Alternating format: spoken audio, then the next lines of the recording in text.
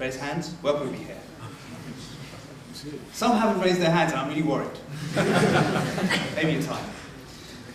Yes, because we know that we can justify that claim the bottle is hard because we can empirically verify it. But then how do we verify that stabbing someone is evil? Stabbing someone is wrong. Hume spoke about this. He said, if you see a man being stabbed, you see a vice. He says, where is the evil? Is it there? Is there an arrow saying evil, evil, evil? No. He said, it's in your breast. It's within you. But he said, but that's just a feeling. What gave feelings a right to be objective and to start dictating in the world? So Hume's point was that morality is this kind of weird notion. It has these, and J.L. Mackie, the late J.L. Mackie from Oxford, he said that morality has a property that is really alien to us. It's not physical. It doesn't have structure. It's not like a chemical. You cannot find morality in a test tube, right? So what is this thing called good and evil? Where does it exist? And my point here is that if we believe in God, then we can adequately rescue the notion of morality and have a sense of morality because it can be transcendent and grounded in God. So our apprehension of what is good or what is evil, even if you're non-Muslim, when you know it's good to give money to the poor, to give charity, that apprehension is apprehension of God's mercy and compassion. But if we only live in a material world, then where is this peculiar notion of good and evil? Where is this morality? Where is it? Where do we find it? Is it under the table? Where is it? And this is a genuine problem in moral philosophy. Don't take my word for it. Look into it. I mean, J.L. Mackie actually, he said that either God exists, right, and objective morality exists, or God doesn't exist and objective morality doesn't exist. And guess what he concluded? That there's no objective morality. That there's no actual good and evil in the world. Genuinely, there's no good and evil in the world. And many prominent atheist philosophers, to be consistent with their worldview, will conclude this. To be consistent, and we have to credit them for their candor, because they're being consistent. And that's the argument.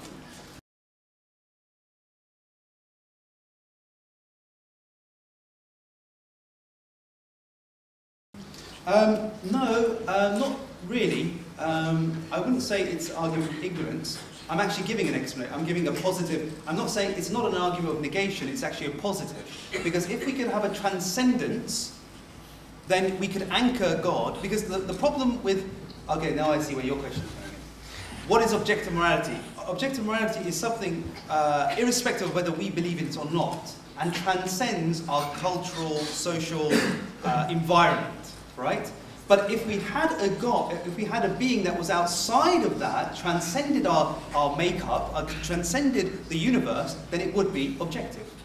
So I'm arguing not the negation, it's not an argument of ignorance, it's an argument from what we do know. If we had a being that was transcendent.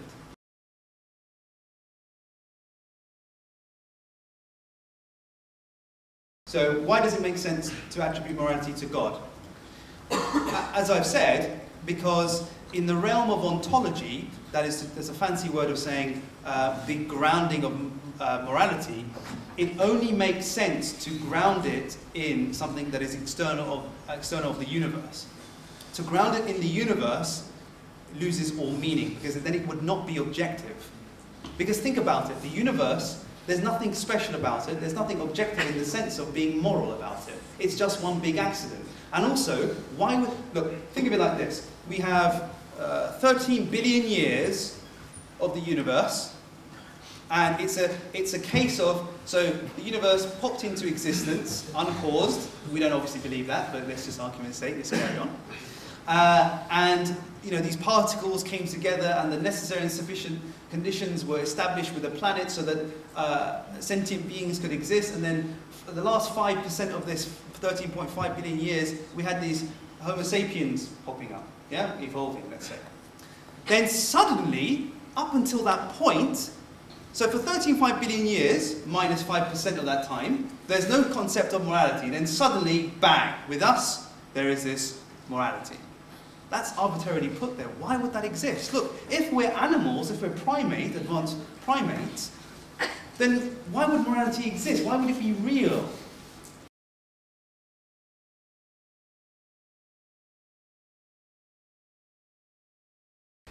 We cannot know that.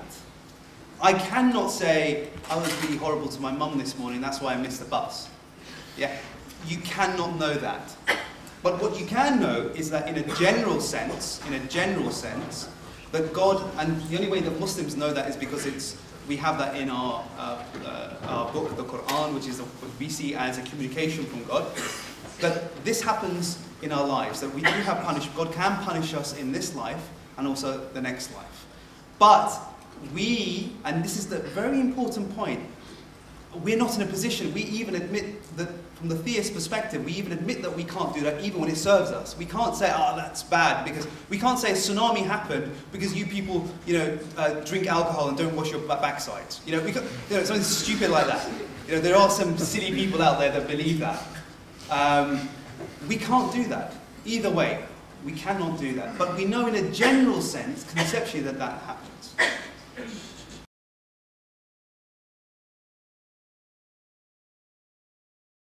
Yes, I would agree. I think that whatever, there's a saying that says behavior breeds behavior, that if you're good to someone, then they will be good back to you. If I walk into this room angry and I say, give me this pen, then you will suddenly react in a certain way.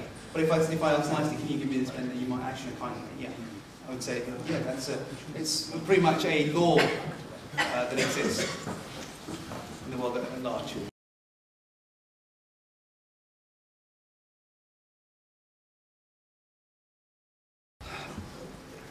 I think these are kind of intuitive questions. I think we shouldn't fall into a debate about semantics, what is good, what is evil. I think even from a secular perspective, we can appreciate, we have commonalities with good and evil, like from a fundamental sense. Obviously, in more complicated matters, we may differ. For example, everyone believes, regardless of who they are, that torturing a child for fun is evil. Someone who's not Muslim, for example, someone who is, let's say, Christian, Hindu, whatever, they would all agree with that fact. So on a fundamental level, in a very general, abstract sense, we can all agree that there are similarities there. When it becomes to detailed areas, then we can differ. Then there's some kind of difference.